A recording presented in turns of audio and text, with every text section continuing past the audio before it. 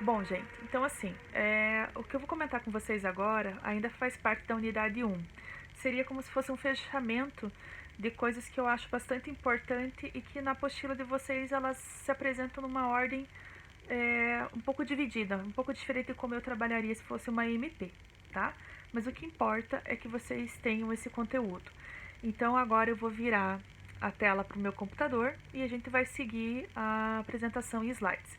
Assim que eu achar oportuno, eu volto a câmera para mim e a gente vai nesse vai e vem, tá bom? Então assim, gente, ciclo das relações patógeno-hospedeiro. A gente já vinha falando dela em sala de aula e eu cheguei a desenhar ela no quadro para vocês no final da aula da semana passada, tá? O que importa para nós esse assunto? É entender o ciclo primário e secundário de doenças.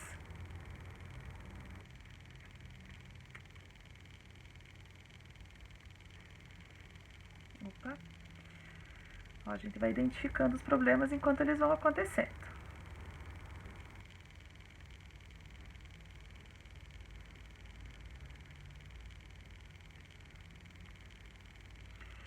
Então assim, gente, agora tá indo, tá? Então, o primeiro processo que ele está relacionando aqui para vocês é a infecção, tá? A infecção é o momento em que o patógeno já entrou no tecido da planta, tá? Quando ele consegue infectar o tecido da planta, ele vai começar a causar dano na célula, tá? E, consequentemente, ele vai matando essa célula e vai trabalhando os tecidos vegetais em torno dela, tá? Então, a sequência, se a gente não conseguir fazer nenhuma forma de controle efetivo, ele vai passar de fase, tá? E a próxima fase seria a fase da colonização. Então, é o momento em que ele realmente toma conta de outras células de outros tecidos, tá? Como se ele estivesse morando dentro da planta. E a partir daí ele começa o processo de reprodução, tá? Então, assim, gente, se a planta conseguiu, se o patógeno conseguiu reproduzir, é porque nenhuma medida de controle preventivo funcionou, tá?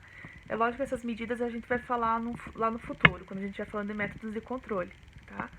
Mas é que vocês precisam entender como que a doença acontece e as etapas dela, tá? Então, é bem importante que vocês tenham essa noção agora. Então, voltando aqui pro computador, tá? Então, quando eu tenho, gente, essas 3 etapas da doença, veja que eu formei um traço aqui para vocês em volta e coloquei para vocês. Nesse momento, o hospedeiro fica doente, tá? Aí vocês podem me perguntar, professora, mas até agora então a planta não estava doente?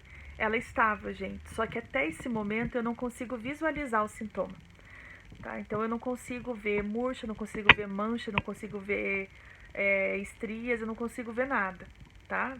Então, apesar do patógeno já estar dentro da planta, então, por exemplo, se eu fosse usar um fungicida que fosse preventivo, nesse momento ele já não funcionaria mais, porque o patógeno já está dentro da planta. Mas a questão é que eu não consigo enxergar o sintoma, tá? Então, voltando para cá. Depois dessa etapa, gente, a próxima seria a etapa de sobrevivência, tá?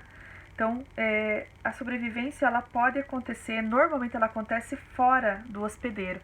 Então, esse traço preto que eu coloquei aqui em volta para vocês, ele significa a planta, né? E aí a reprodução, normalmente, ela vai acontecer fora da planta onde eu estava com problemas de doença, tá? E aí a gente já vai ver que existem várias formas do patógeno sobreviver. E se ele conseguir cumprir essa etapa, gente, a próxima delas vai ser a disseminação. A disseminação nada mais é do que o patógeno se alastrar, tá? E aí, a etapa conseguinte seria a infecção iniciar novamente, tá? Quando eu tenho essas 5 etapas do processo, gente, forma-se então o ciclo primário de doença, tá? E aí eu tenho o ciclo completo. Aí vocês podem me perguntar, professora, mas tem uma outra forma de gerar a doença em planta? Tem, gente. Tem uma forma mais simples, que é que eu vou mostrar para vocês agora, que é chamada de ciclo secundário, tá?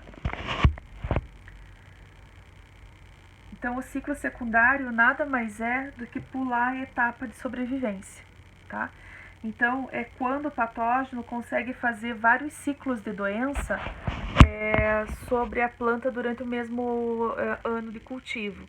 Então, por exemplo, para quem já viu ferrugens, e acho que vocês viram muito disso no dia de campo, a ferrugem é um exemplo clássico de uma doença de ciclo secundário. Quer dizer que, na ausência da cultura, ela vai ter que sobreviver em algum lugar, tá? Seja uma planta guache, seja uma planta hospedeira. Mas na presença do hospedeiro principal, ela vai repetindo os ciclos contínuos de 5, 7 dias, 10 dias, dependendo das condições climáticas, tá? Vou voltar aqui para a tela.